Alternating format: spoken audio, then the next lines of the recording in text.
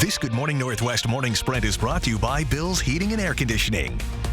All right, it's 6:53. Time to get you ready to take on your Thursday here in the Morning Sprint. Olivia Roberts has a live look at Arlington National Cemetery on this Veterans Day, and Destiny Richards is live at the Vietnam Veterans Memorial in Riverfront Park. But first, to Mark Peterson tracking a mix of rain and snow in our Veterans Day forecast. Just for the morning hours. During the day, those ceremonies attached with Veterans Day should be dry. We take a look at the Doppler radar, and all of this is rolled in. We've had a good combination, but we see it tapering off in the backside of this as it continues to move out.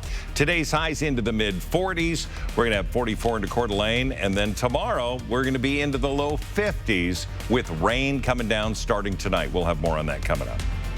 It's a day of honor, celebration, and remembrance for all American veterans and active duty personnel. On this Veterans Day, veterans across the country and the world will be celebrated in a holiday dating back more than 100 years.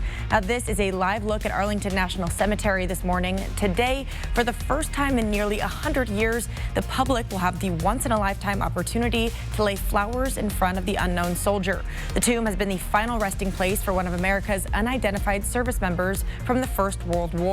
The remains of two other unknowns were added in later years. Now, the plaza is opening to the public as part of a centennial commemoration. President Biden will join a group of veterans at Arlington National Cemetery this morning. He'll lay a wreath at the tomb to honor service members, both past and present. Well, back here at home, some important reminders as we recognize our nation's heroes this Veterans Day. You won't need to plug parking meters today. City Hall and other city buildings are open. However, the Spokane County Courthouse building will be closed. Garbage pickup and curbside recycling will stay on a normal schedule this week, and the city's waste-to-energy facility will be open. Public libraries will be open as well. Vice President Kamala Harris spoke to reporters in Paris this morning on her way to Armistice Day events with the French president. She said President Emmanuel Macron intends to sign the Artemis Accords, which involve the principles of space exploration. On this Veterans Day, the Biden administration is announcing new support for troops exposed to environmental hazards during deployments. Burn pits were a particular concern. They were used to get rid of waste, hazardous material, and chemical compounds at military sites throughout Iraq and Afghanistan. 86% of post-9/11 veterans who served in those areas say they were exposed. Now, a number of new support options will be available to sick veterans, including a so-called presumption of exposure and expanded disability benefits.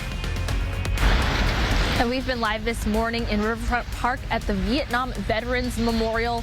This statue was recently cleaned and polished, and the entire memorial plaza expanded just to create and enhance the memorial here that honors our local and regional veterans. Today there's a ribbon cutting to celebrate the renovation project. That is at noon today. The whole ceremony happens at noon.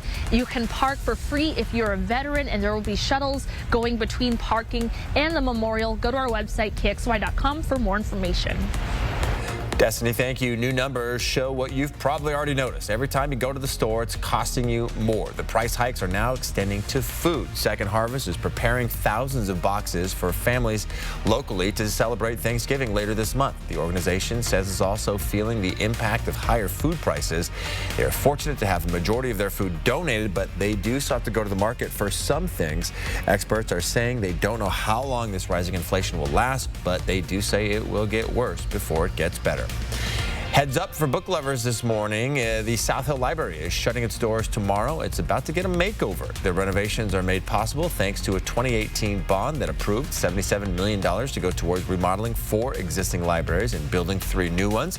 Some of the upgrades include an improved discovery area and more flexible spaces for meetings. The library is expected to remain closed until late summer or early fall of next year. The investigation into the deadly movie set shooting is growing more complex, and now a crew member is filing a lawsuit against the production, including actor and producer Alec Baldwin. An attorney for the chief of lighting on the film Russ says the suit filed the suit against the production company. Serge Svetoni says the bullet that killed his friend Helena Hutchins narrowly missed him and that he tried to save her life. The Santa Fe district attorney says she's still deciding whether or not to press charges. Key to that decision is finding out how live ammunition got onto the set in the first place. Coming up next on Good Morning America, an ABC News exclusive interview with a former Florida assistant principal and her daughter arrested for allegedly casting fake votes to help the teen win homecoming queen. They're speaking about it for the first time since being charged, a story you'll see only on GMA. Back with the final check of the weather next.